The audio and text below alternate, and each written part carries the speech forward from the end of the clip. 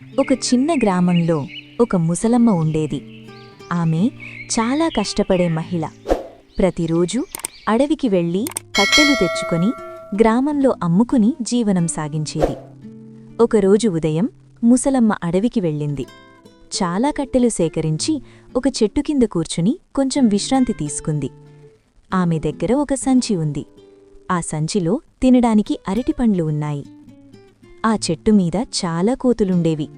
కోతులు ముసలమ్మ దగ్గర ఉన్న అరటిపండ్లు చూసి చాలా ఆశపడ్డాయి. ఒక కోతి చెప్పింది, "అరే, ముసలమ్మ దగ్గర చాలా అరటిపండ్లు ఉన్నాయి, మనం తీసుకుందాం" అని.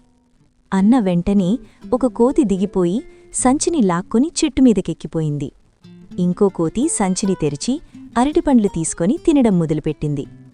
ముసలమ్మ మొదట కొంచెం భయపడింది, కాని వెంటనే ఆమెకు ఒక తెలివైన ఆలోచన వచ్చింది. ముసలమ్మ నేలమీద ఉన్న ఒక చిన్న రాయిని తీసుకొని కోతుల వైపు విసిరింది. కోతులు కూడా నేలమీద ఉన్న రాళ్లు తీసుకొని ముసలమ్మ మీదికి విసరడం మొదలుపెట్టాయి.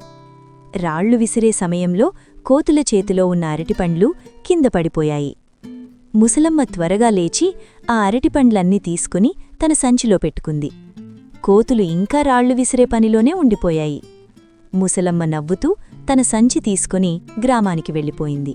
నీతి: ఆలోచించి పనిచేస్తే సమస్యలకు సులభంగా పరిష్కారం దొరుకుతుంది.